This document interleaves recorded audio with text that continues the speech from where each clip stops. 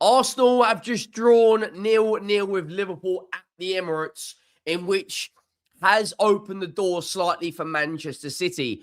Don't get me wrong, lots of Arsenal fans will be down in the dumps because whenever they drop points, there seems to be a massive overreaction, especially with the online fans. They're still 6 points clear. They're still top of the Champions League. They're in the League Cup semi-final. Yes, that performance from Liverpool was very good. They managed that game. They frustrated Arsenal and they made it incredibly difficult for Arsenal to play out. However, Mikel Arteta has a tough decision to make because Gary Neville got it absolutely spot on. Victor Gyökeres, big questions need to be asked. Is he the starting striker for Arsenal going forward? Yes, it's going to take time to adapt to a new league. Yes, he might not speak the language, whatever. What I want to say, though, is Gary Neville's comments, you might not necessarily get service, but when Gabriel Jesus comes on or when Kai Havertz play, they work their socks off to try and get involved in the play. Gyökeres doesn't seem to lead the press. He doesn't seem to actually want to get stuck in. I don't know why the second half, every time Raya got the ball, he's trying to find Gyökeres because he's not brilliant in the air. And you're playing up against Konate and Virgil van Dijk, who are two aerially strong centre-backs. They're both very good in the air. There are some positives to take out tonight for Arsenal, a clean sheet, and they still remain 6 points clear. With Man City's fixtures coming up and the way they're playing, I don't see them closing that. They've got Manchester United coming up soon, who potentially will have Ole Gunnar Solskjaer in the dugout, who has a very good record over Pep. They've got a tough game away to Newcastle in the League Cup. I don't see them, at this moment in time, clawing back the 6 points. For Arsenal, it's 2 points dropped. But it is what it is. You're still top of the league. It's a lost opportunity tonight because the first 20 minutes of that game, they were exceptional. And the first 20 minutes, after that 20 minutes, I thought, well, this is going to be one-sided, isn't it? They are going to dominate and batter Liverpool. I predicted a 3-0 on my score prediction. I couldn't have been more wrong if you possibly tried. But there wasn't a huge amount of efforts on goal from either team. I think Arsenal had 3 or 4. I don't think Liverpool had 0. Make sure you go down, drop a like on the video if you haven't already. Make sure you go down, hit that subscribe button. Get over to the second channel and hit that subscribe button too. We've just hit 8K on there, which is absolutely obscene. And we dropped a big video earlier talking about Romero, talking about his comments, because Arsenal fans will be down in the dumps today. And don't get me wrong, it wasn't the best performance for you lot tonight, but it could be a hell of a lot worse. You're in a title race. We, however, are in the absolute pits. But let's get into it. This was the lineups. In terms of the lineup, right, I understand why he picked Trossard. I understand why he's going to start with Gyökeres. I just don't think he impacts games enough. Bukayo Saka as well. He has to do more. He created a really good chance where he went around Kirkes.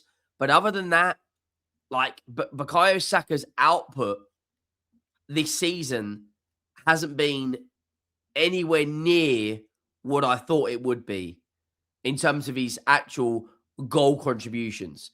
He's played 19 in the league, and only got 4 goals. Now, we've seen Bukayo Saka get 15 league goals. We've seen him get 10 plus assists. I don't know if he's lacking sharpness, but in big games, your big players have to step up. And bearing in mind, it's a Liverpool team without Salah, without Ekitike, without Alexander Isak. I thought Zubimendi and Rice had really good games. Odegaard, I thought was okay. Picks up the ball really deep a lot of the time. Timber, I thought was Arsenal's probably their best player. I thought it was really good. Gabriel and Saliba, of course, you know what you're going to get with them. You're going to get clean sheets. David Raya, I don't remember him having to make an actual save. Liverpool's backline, Kirkes, Van Dijk, Konate, Bradley, Gravenberch, McAllister, Szoboszlai, Frimpong, Gakpo. And Wirtz was playing as a false nine at times. Gakpo was playing at a false nine at times. I thought Frimpong was probably Liverpool's one of their best players, if not their best player. He was getting down that right-hand side a lot. Nketiah went off injured. Conor Bradley went off injured. We'll get onto the Conor Bradley thing in a minute because I don't get why Martinelli's pushed him off the pitch. If I was on the Liverpool team today, look, it's not a good look for Martinelli. I'd be going ballistic. In terms of the bench, they only brought on Gomez. But when you look at that bench, other than, Njamoa, Curtis Jones, there isn't really a huge amount. Chiesa is clearly wanting to go back to Juventus at this point. Arteta threw the kitchen sink at it. He made 5 subs. He brought on Lewis Skelly, Jesus, Martinelli, Emirates, Jeze, Madueke. I thought Emirates, Jeze, and Noni Madueke should have come on in the 60th minute. The first 20 minutes, Arsenal were really, really good, and they took the game to Liverpool, and Liverpool looked like they couldn't even get out of their shell. They looked like they were really, really, really struggling. I'm not going to lie. They did look like they were, at that point in the game, in it they're in for a long day. I'm not going to lie. And then all of a sudden, they grew into the game. They dictated things. They didn't really have any big possession in the final third. It was all around the box or all around their back line. They came to get a point, and that's exactly what they got. I don't see the intent from Liverpool today to want to get when you look at the match stats, there's absolutely zero like opportunity for Liverpool to get a win. That is playing for a draw. Possession's higher, but 0 shots on target, 0 big chances created. It was a stalemate, and a lot of Arsenal fans today are going to be very, very, very frustrated. But as I say, you might have drawn, but so did Man City and so did Aston Villa. Now, at the time of playing this game, you already know their results. Football's a funny game. I thought they'd go out there today and absolutely batter them. In the second half, they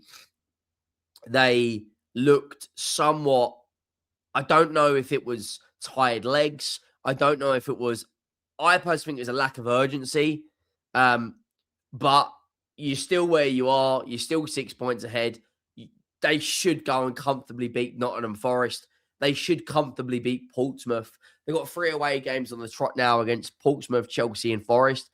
But as it stands right now, they are still in a very, very good position. They are still top of the Premier League, top of the Champions League. They are the team to beat in Europe. But it's wasteful.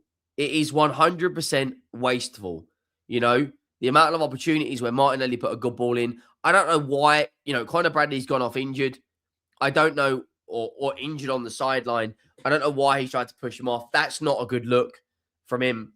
In terms of the match stats, every single metric, pretty much Arsenal were better. But, football isn't necessarily on stats. In terms of Liverpool today, I actually think they can build off of that. They have drawn 3 games in a row now. In terms of fixture, they've got Barnsley in the FA Cup. They've got Burnley in the league, and they've got Marseille away in the Champions League. Then Bournemouth, Qarabag, and Newcastle. They should be aiming to win at least 5 of the next 6 as a bare minimum. They will comfortably beat Barnsley and Burnley. And now for them, it's about getting back into the top 4 because they, people forget they are the defending champions. And as it stands, they're 14 points. 14 points off of top of the league. For them, it's all about top 4 now. They've got Brentford, Newcastle, United, and Chelsea. It's mad to think that as bad as we have been this season, we're only 8 points off of top 4. Now, I'm not saying for 1 minute, that we are going to, finish in the top 4, but it's how congested the league table is. It's very, very interesting. Now, in terms of FA Cup, Mosquera will be out, Havertz will be out, Dalman and Calafiori will be out. They should comfortably go and beat Portsmouth. Their next 5 or 6 games, it's mad to think they've still got 3, 6. They've still got 7 games this month. Portsmouth, should heavily rotate. Even Ranieri's heavily linked to the move away. I'd expect to see him start this game. Then the Chelsea game is going to be massive. That's going to be massive. They are in the absolute pits right now. Forest away in the league. Inter Milan at that point, it doesn't really matter too much because they are already at the point of where they can qualify for the next round. And then they've got Manchester United in the league, which they'll have a new manager. Karat or Matti, again, it doesn't really matter. And Leeds United. I think Arsenal will probably draw to Inter, maybe draw the Chelsea game and win the rest. I don't see them as a team at this moment in time of really, dropping huge amount of points. You're always going to drop points. You can, unless you win 38 games in a row, which is very unlikely. But they did beat Bournemouth. They did beat Villa. They have had a good start to 2026. It is what it is. Every team drops points. You're still 6 points clear. Let me know your thoughts down below. Make sure you drop a like. Make sure you do hit that subscribe button. Get over to the second channel as well and check that video out. And I will see you all in the next one. Thank you all for watching. I will see you next time. I am out.